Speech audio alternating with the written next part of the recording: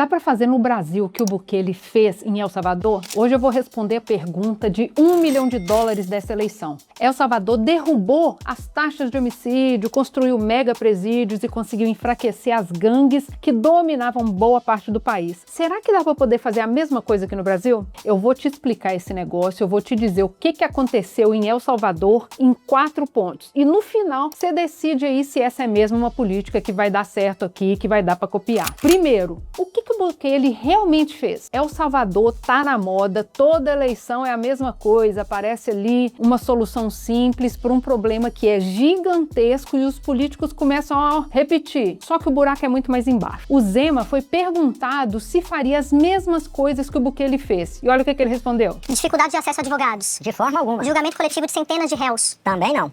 Prisões baseadas em denúncia anônima, perfil territorial e tatuagem. Também não. Mas então o que do Bukele o senhor quer aqui que eu não entendi? Foi igualzinho com o Renan Santos. Prisão sem mandado. Não acredito em prisão sem mandado. Ampliação do tempo de prisão sem ordem judicial. Tem que ter ordem judicial. Prisões baseadas em denúncia anônima, perfil territorial e tatuagem. Não, pra você ser enquadrado como membro de uma facção, você tem que ter uma investigação prévia. Mas então o que você vai fazer de parecido com o Bukele? Eu não entendi. Então, vamos começar do começo pra você entender direitinho. Quando o Bukele chegou à presidência ali em 2019, a taxa de homicídios já estava caindo há alguns anos. Daí, nos primeiros anos de governo, ele negociou com os principais gangues do país. As gangues reduziam os homicídios e, em troca, havia aí uns benefícios para os líderes e melhores condições nas prisões. O governo sempre negou a existência desse acordo formal, mas tudo indica que ele existiu mesmo. A violência continuou caindo até que o acordo deu ruim. Em março de 2022, as gangues mataram dezenas de pessoas em poucos dias. E o Bukele fez uma coisa completamente diferente. O Congresso aprovou um estado de exceção que suspendeu uma série de garantias constitucionais. E o que isso quer dizer? Isso quer dizer que a polícia e o exército passaram a poder prender pessoas aleatoriamente, qualquer pessoa. Acabou esse negócio de ter direito a advogado. Fim.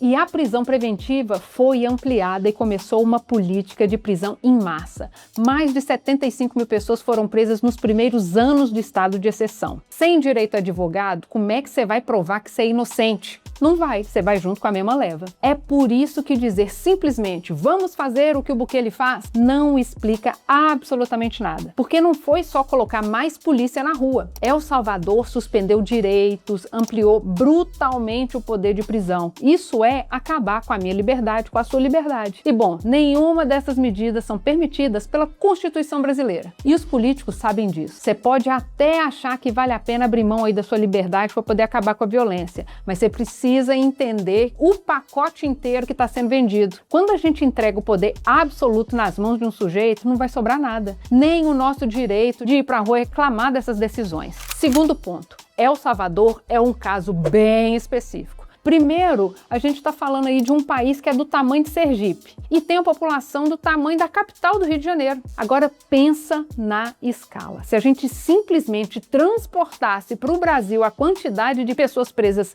por El Salvador, proporcionalmente aí à nossa população, a gente está falando de algo próximo a 2,5 milhões de pessoas presas. O Brasil já tem quase 1 milhão de pessoas presas. Agora pensa, se somar isso aí, a gente vai ter mais presos do que Estados Unidos e China juntos. E aqui a pergunta mais importante. O que você acha que vai acontecer com o sistema prisional brasileiro se a gente tentasse fazer esse negócio? A gente chega ao nosso terceiro ponto. O crime organizado brasileiro não é igual às gangues de El Salvador. Não é só o número de presos que faz a diferença, tem também a capacidade dessas gangues de responderem à repressão. Porque políticas como essa geram aí um aumento de violência, já que essas organizações criminosas vão dobrar a aposta. Elas vão se rebelar tanto para se defender como para poder fazer o governo recuar. Você deve lembrar aí do que o PCC fez em 2006 lá em São Paulo. E isso tudo porque alguns presos foram só transferidos. A cidade parou por mais de uma semana e a violência foi generalizada. E isso não aconteceu em El Salvador por quê? Porque o poder das gangues de lá nem se compara ao poder das facções e milícias do resto da América Latina. Mas nem se compara mesmo. Tanto que outros países já tentaram e foi aí que a violência explodiu de vez. O Equador é um bom exemplo desse negócio aqui. Até o Renan Santos sabe que não deu certo o negócio lá. O Noboa tentou copiar o que o Bukele fez em El Salvador num contexto equatoriano. Não funcionou. Quarto ponto.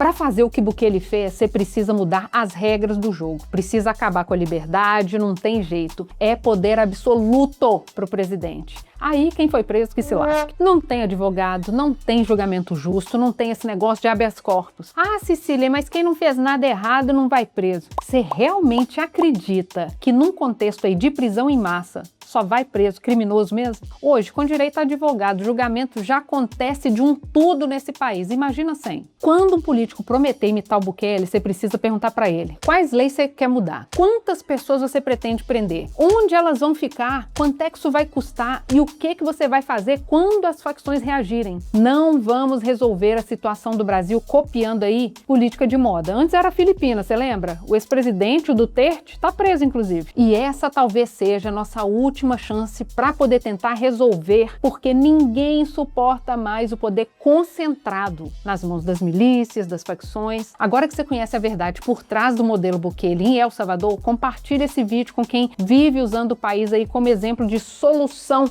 para o Brasil e marque essas pessoas aqui nos comentários.